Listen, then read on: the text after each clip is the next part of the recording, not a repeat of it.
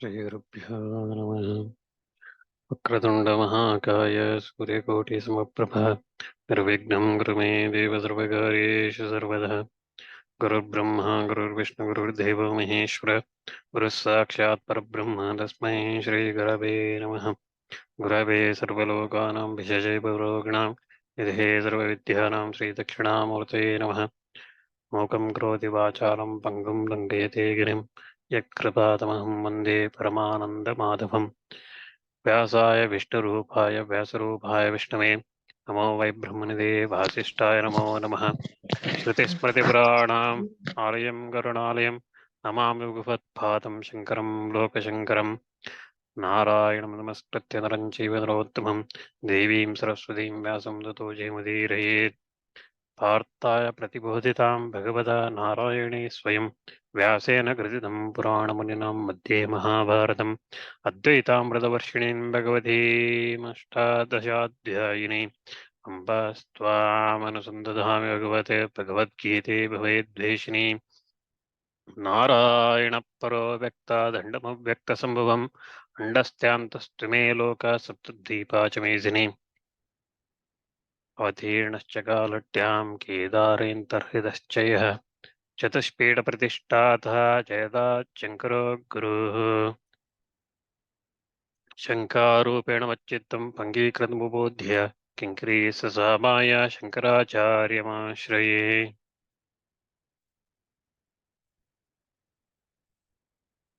So we were looking at introduction or preface from Sri Shankaracharya to his Bhashya, and he mentioned about started with the creation when the dharmadvayam, twofold Vedic Vedika dharma, two phases of Vedika dharma.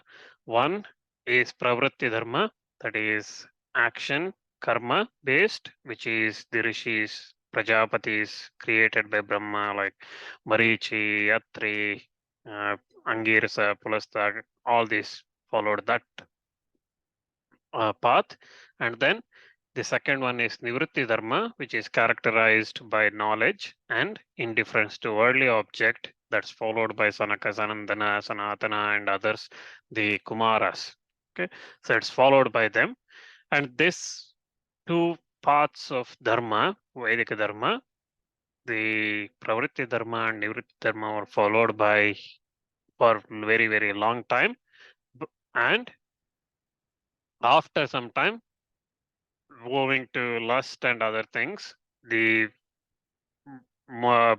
rishis and ashramas became the adharma started increasing, and at that time Adikarta Narayana himself took birth as Krishna in Devaki and Vasudeva's as Devaki and Vasudeva's son. He took birth for the protection of Brahmanatva. Shankaracharya says Bahumasya Brahmano Brahmanatva Rakshanartham.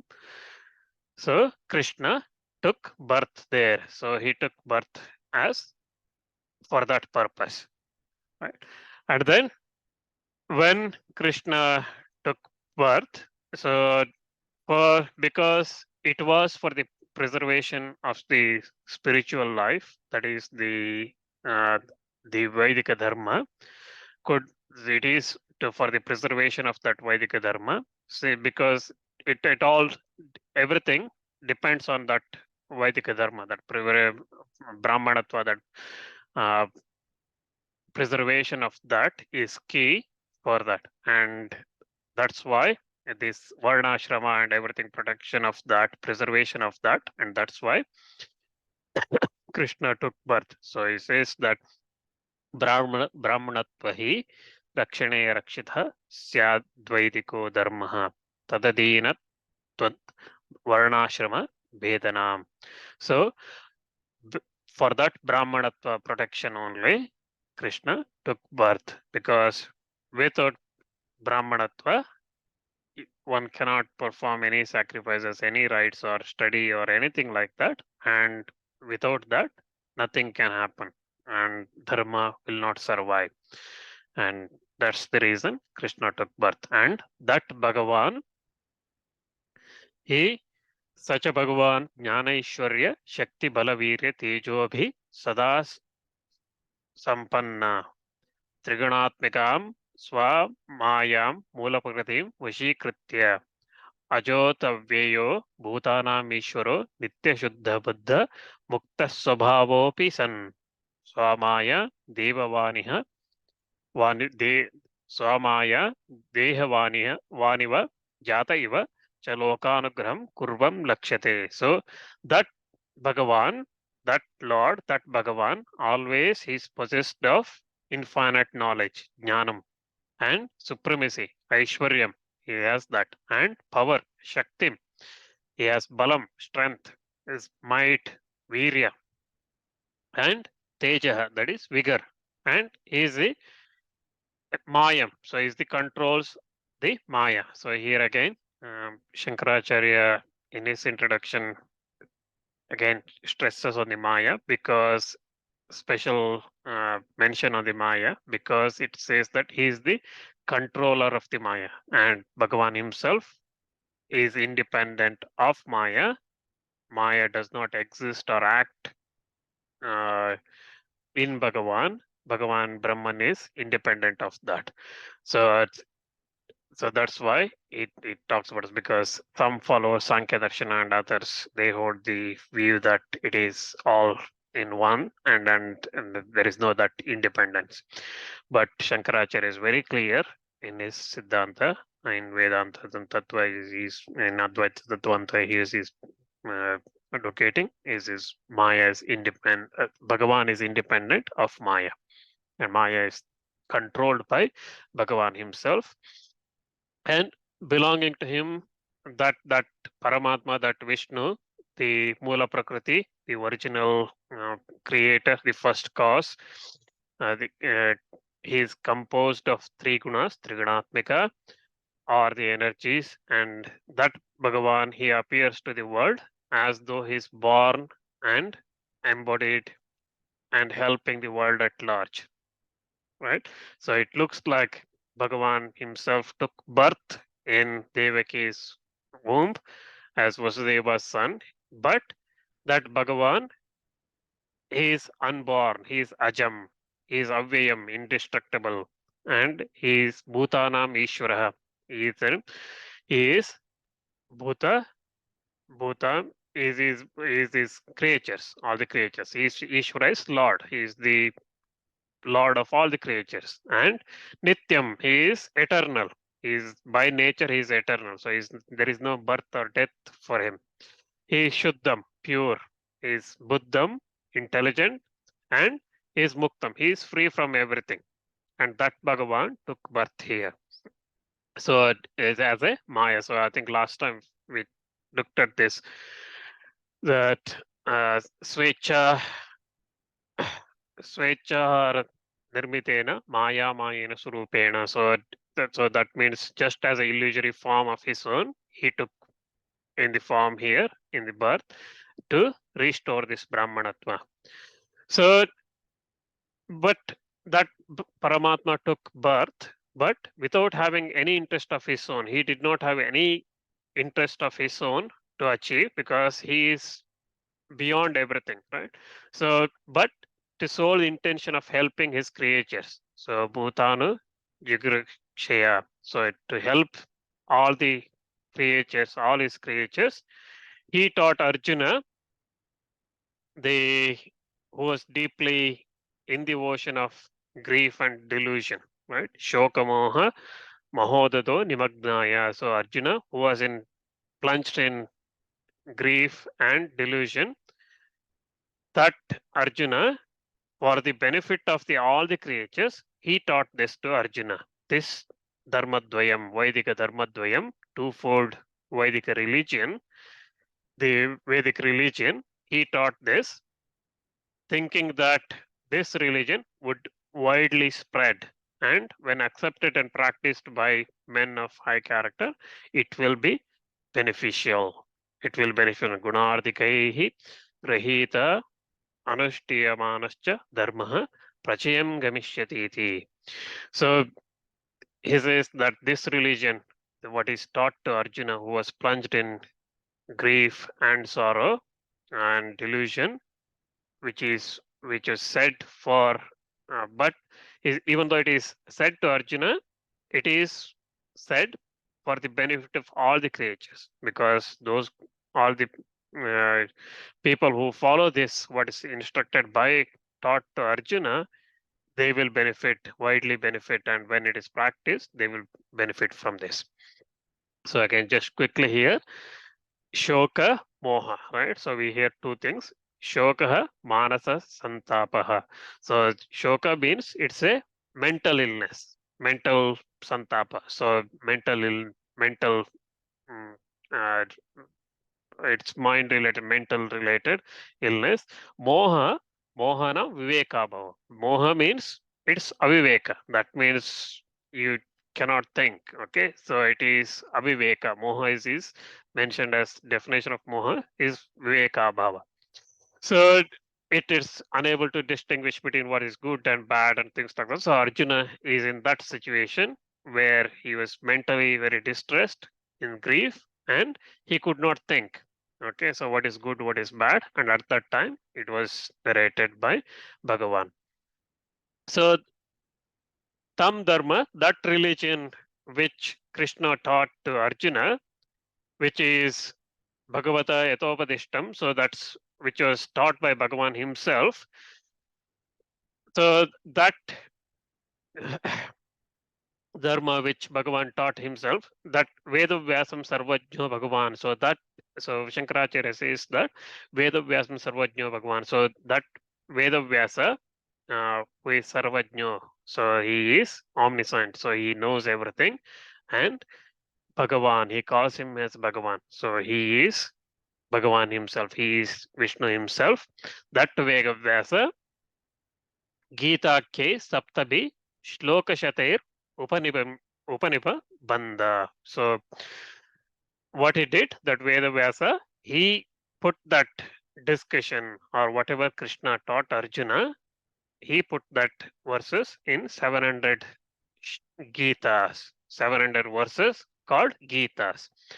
So that Gita, that famous Gita, what Veda Vyasa put together of what Arjuna heard from Krishna, what Krishna taught Arjuna for the benefit of all the creatures, that Gita, Tadidam Gita Shastram, Samasta Vedartha Sara Sangraha Bhutam. So Shankaracharya says that this Gita Shastra, this famous Gita Shastra, is an epitome of essentials of whole Vedic teaching. Okay, so this is Samasta Vedartha Sara Sangraha Bhutam. So it includes all the Vedas teachings in it. So this Gita Shastra, that's why, and again, Shankaracharya says Veda Vyasa arranged this as Gitas, and then he says Gita Shastra. So this is considered as a scripture because it includes all the Vedic teachings in it. And that Gita Shastra is very difficult to understand. Shankaracharya says Durvijnayam. He says Durvijnayam, that means it's very difficult to understand, because even Shankaracharya says that though it is to afford the clear view of this teaching, what it has been explained by word, sentence by sentence, and its meaning has been critically examined by several commentators. Okay, so Shankaracharya says that to give a clear meaning, because this Gita Shastra is very difficult to understand, it has been analyzed, give a meaning of this Shastra. It has been analyzed, explained word by word, sentence by sentence, and its meaning has been critically examined by many commentators. Still, I find that it is very difficult to reach for the common people. Okay, Atyanta, and also it is Atyanta Viruddhanekartha. So that means he says it's always diverse and quite contradictory meanings that's coming out. Explanations coming out are quite diverse and contradictory. So Shankaracharya himself, so think about this. When Shankaracharya wrote this Bhashya commentary, at that time he is saying that it has been explained word by word, sentence by sentence, and critically examined by many commentators, but all of them are contradictory. All of them are diverse, all of them are contradictory. That's what he says. And then that's why Shankaracharya says that him sankshepado vivaranam karishyami. So he says that I propose, therefore, write a brief commentary. Okay, so because this is, many people have looked at this in various forms, word by word, sentence, and critically examined, but still, for the common people, it's very difficult to understand. That's why I propose to write a brief commentary. Why I'm writing? Vivekatortha nirdhanartham. So, to determine the precise meaning, what actually Gita is trying to say. Okay, so that's why I'm going to write this commentary. So Shankaracharya says that all the commentaries that's available, all the bhashyas that's available are contradictory. They are quite diverse, very difficult to understand for the common. Gita itself is very difficult to understand. Shankaracharya starts by saying Durvijnayam.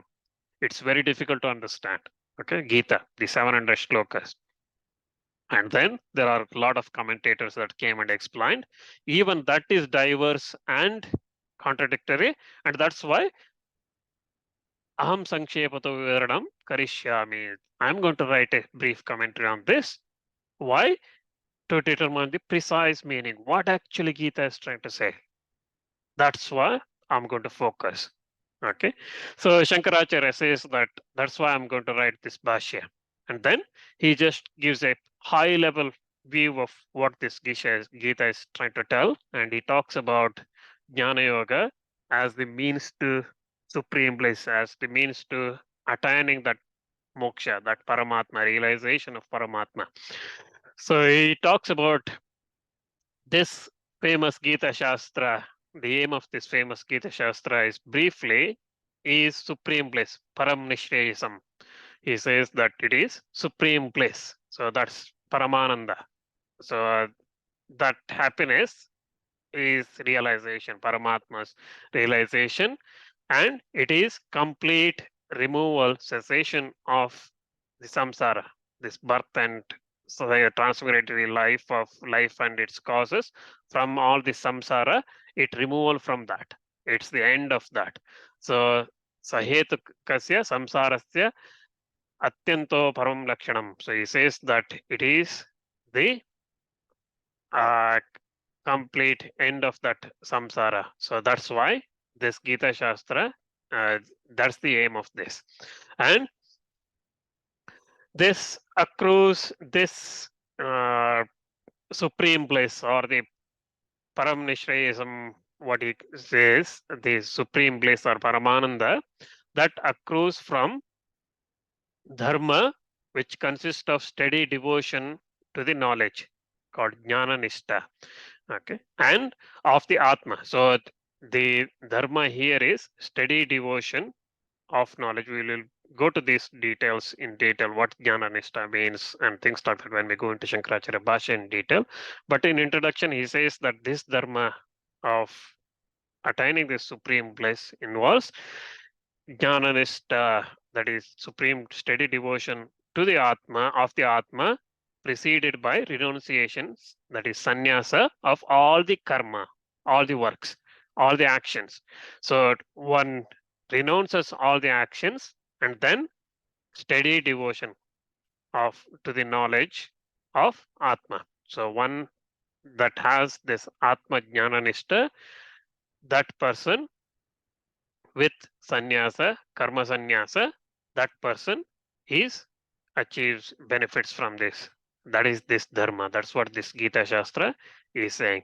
So then Shankaracharya says that with reference to this Gita Śāstra, Bhagavan says in Anugita, he says something. Okay, so he says that the in Anugita, Krishna says that Sahi Dharma Suparyapto Brahmana Pada Vedane. So that means that religion, that dharma is quite sufficient for realization of the state of Brahman, the absolute. Okay, so Brahmana Padavid. So Suparyapto, so that it is possible, it is quite sufficient to realize Brahman. So this Gita Shastra is sufficient. And also he says in that Anugita, in that same place, Naiva dharmi na chadharmi na chadharmi na chaivahi shubhashubhi. So he says that the one without merit, without sin, without wail or woe, so that person, yeah, syade kasane lirastushnim kinchidachintayan. So that person who is seated, who is absorbed in one seat, silent and thinking nothing, such person is going to realize Brahman. And also, he also quotes another thing from the same place in Shvameda Parva. He says that Jnanam Sannyasa Lakshanam. He says that knowledge is characterized by renunciation, sannyasa. So renunciation. So Jnanam is characterized, Lakshanam, by renunciation. And also he quotes the final uh, uh, summary of Bhagavad Gita in 18th chapter. He quotes Sarvadharman Parityajya Mamekam Sharanam Braja. So abandoning all the dharmas, Sarvadharman, all dharmas, abandoning all them, Parityajya, abandoning all of that, Mamekam Sharanam Braja. Come to me for shelter. So Shankaracharya says that why Jnana Nishta, Atma Jnana Nishta, renouncing all the karma, renouncing all the karma sannyasa, with karma sannyasa, jnana nishta, atma jnana nishta leads to supreme bliss. Realization is stated in these things. So when we go to Shankaracharya's Bhashya, we will see all these things. So it is not just Shankaracharya saying, this is my theory, this is how I interpret it. He qualifies whatever his argument is, whatever is stated, whatever he's stating through some references, either through Upanishads or some other Puranas or Mahabharata itself or things like that. Here, he is saying why that karma sannyasa with Atma Jnana, steady devotion to Jnana, Atma Jnana, leads to supreme bliss, that realization. He quotes by using these statements from Ashwamedha Parva in Bhagavad Mahabharata, and also the one of the shloka in Bhagavad Gita itself. So that's how Shankaracharya says that whatever he is saying can be confirmed that is the precise meaning. So it is again important what Shankaracharya, the reasons for him preparing this Bhashya is to make to everyone understand this, and also to make sure that everyone understands the precise meaning, right? So if you go today, there are many different variations of Bhashya.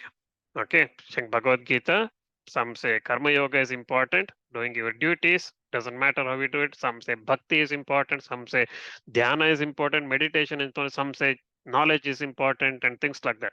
Okay, even if we go today to any Shankaracharya's mutts, okay, so even the Shankaracharya says Jnana is important, okay, Jnana is the ultimate, that leads to realization. That doesn't mean that today if you go to any pravachana of any Shankaracharya's, Jagat Gurus, any gurus in Shankaracharya Mutt, they won't say that go and study Upanishads, okay. They ask you to do bhakti, they ask you to do your duties. So they tell you to do karma, bhakti, meditation. That's what they tell. They don't tell you to go and study the Vedantas. They don't tell you to study the uh, Upanishads or Vedas and things like that to understand Paramatma. Why is that? Okay, because that's what we come to next. Okay, so that's what this Gita explains, Shankaracharya explains here.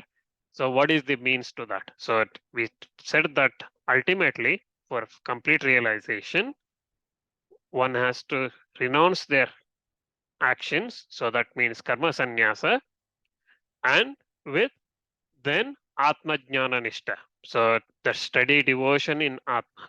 Okay, so that's required. So that leads to realization, paramatma. So I use term realization here. That's the paramananda, supreme bliss, different terms. Okay, moksha, whatever we want to call. So that's the realization of Brahman. So Shankaracharya here quotes the, as a reference, he uses the Ashwamedha Parva. In Ashwamedha Parva, just to give, that's called Anugita. Okay, where Krishna, I think at the beginning, I probably have said, Krishna narrated uh, three different types. Okay, so he did, one is Uddhava Gita in Srimad Bhagavatam, Purana, and in Mahabharata we have this Bhagavad Gita, and then in Mahabharata again in Ashwamedha Parva we have one thing called Anugita. All three are narrated by Krishna, taught by Krishna. In Anugita, what happened was Ashwamedha Parva, when Pandavas were all the war and everything finished, at that time Arjuna asked Krishna, just before the battle, you told me something. Okay, I was in this very worried. At that time, you told me something, but I can't remember everything now. Tell me, please tell me again one more time. Okay, Krishna becomes very angry at that time. He says that that is not something every time you can repeat, but I will tell you the summary of that with not just exact what I told you at that time, but I will tell you summary. And then he kind of repeats the entire Bhagavad Gita, but he narrates the summary of the Bhagavad Gita in Anugita. Okay, so that's called Anugita. So Shankaracharya quotes here that Sahi Dharma Suparyapto Brahmana Padavedane. So that Dharma indeed is quite sufficient for the realization of state of Brahman, the absolute. That Brahman is absolute, and for that realization, this religion, whatever that said in Gita is, Bhagavad Gita, is sufficient, quite sufficient. So Shankaracharya, first part here, he explains that jnana nishta, jnana leads to realization. Jnana nishta is the symbol. Now the question comes, as I said, what is the way to achieve that? Okay, so then he talks about karma yoga. So doing your duties. Okay, karma yoga is the means to supreme bliss. So that paramananda, that realization through karma yoga, how it can be achieved. So he says that though this karma yoga, this religion, this dharma of work or actions, karma yoga is the actions, duties, whatever one does, which does, which is the means to attaining worldly prosperity. So even though this religion, this karma yoga leads to worldly prosperity, that means you get punya papa, right? So you're doing something, you do puja, you get punya, and maybe through not doing or doing it badly or whatever the means, you get papa, right? So from all that, you get samsaric, this laukika, this worldly prosperity. Okay, so you get the benefits in the world, so either here or after in heaven and things like that. And then when that finishes, you come back to another birth. So it does that. It is this karma yoga is assigned for several orders, religious orders, so varnashramam. So that means Brahmana, Kshatriya, Vaishya, Shudra. For all of them, it is assigned. Okay, and it leads the devotee to the region of devatas and others. Okay, so we have seen examples in Mahabharata, heard about this, or in Puranas we hear about this, people going to Swarga or Brahmaloka or other lokas, okay, attaining other Gandharva lokas and things like that by doing certain things, right? So that karma, Shankaracharya says that karma yoga leads, is a means to attaining this worldly prosperity, these things. Still, when it is practiced with complete devotion to Ishvara, that is Paramatma, so Ishwararpanam Buddhya Anushhtiyamanaha. So that means when one completely practices this karma yoga, duties, whatever one does, with Ishwararpanam. So that means offering complete devotion to Ishvara. When one does that, without regard to immediate results, okay, phalabi sandhivarjitaha.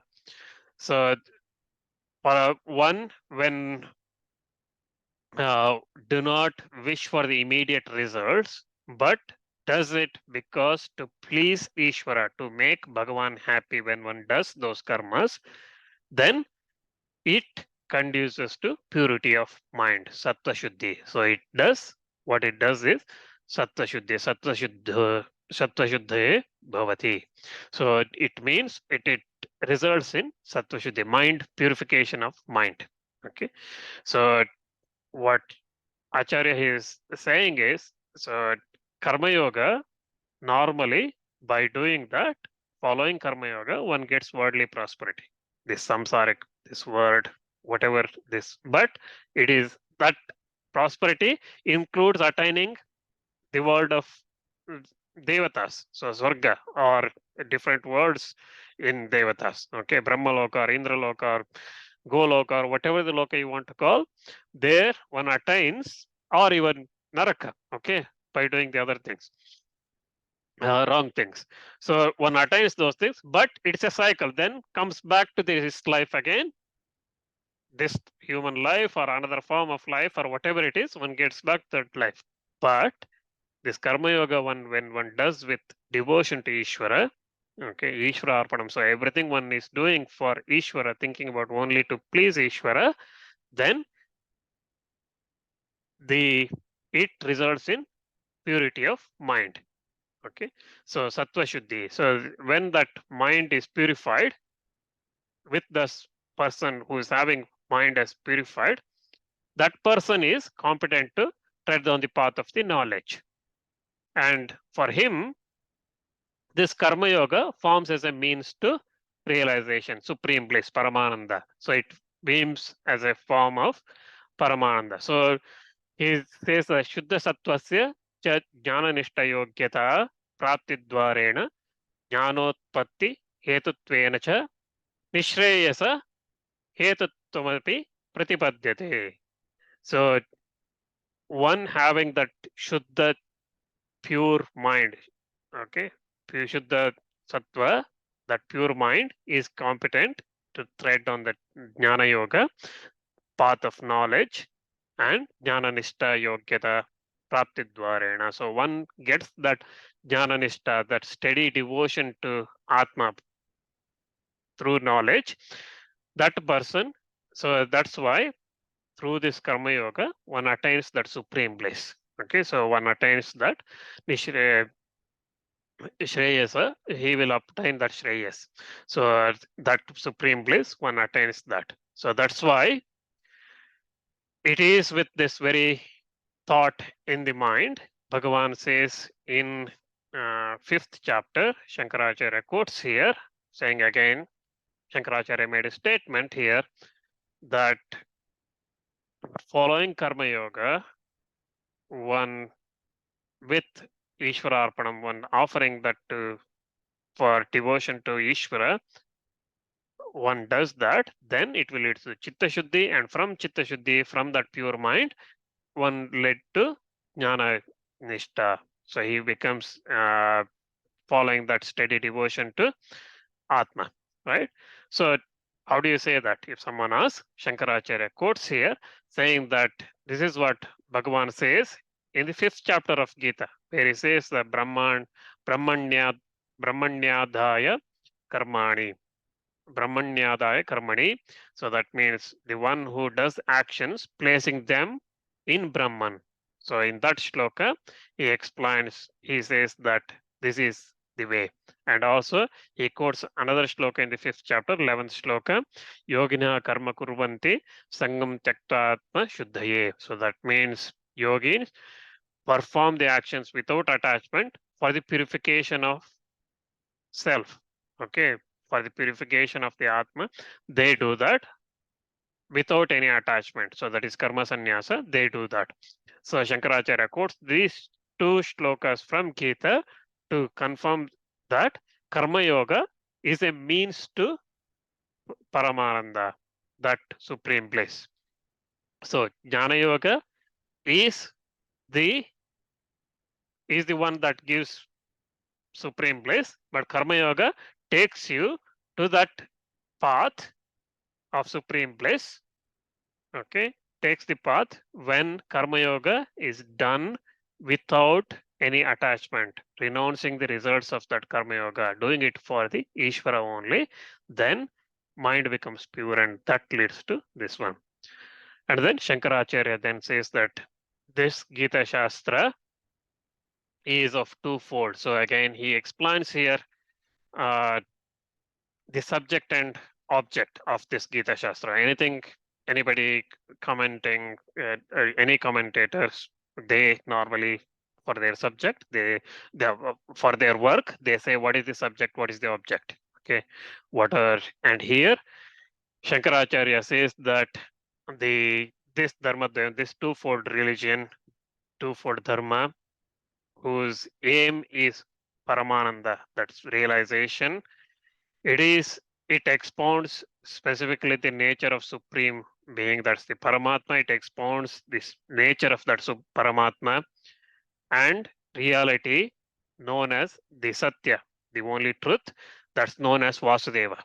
Okay, that's known as Parabrahman, and who is the subject of this discourse. So, what is the subject here is Parabrahma. That Vasudeva is the subject of this discourse, and this Gita Shastra treats the specific subject with specific object based the special relation. So this Gita Shastra here, Parabrahman is the subject and object is the moksha. So attaining that Parabrahma, realizing that Parabrahma is the object. It is intended for those who seek deliverance from this turmoil of this samsara. So from the release of this samsara, this Gita Shastra is delivered for that purpose. And a knowledge, Shankaracharya says that yatha tadartha vijnane samasta purushartha siddhi. So by this knowledge of this teaching leads to realization of all human aspirations. So samasta purushartha siddhi. So all human aspirations, it will lead to that. And also, and because of that, it is my attempt to explain it. He says here, ata tadvivarane yatnaha kriyate maya. So yatnaha, but that means my attempt. This commentary, this attempt from me is because of that, because it leads to samasta purushartha siddhi. It leads to realization of all the human aspirations. So Shankaracharya explains here the subject is Parabrahman, and attaining that subject is our object, that is the moksha, and that is delivered through this Gita Shastra. And I am going to explain this, make an attempt to explain this with precise meaning. So with that, Shankaracharya's introduction to Gita Shastra finishes. Next time.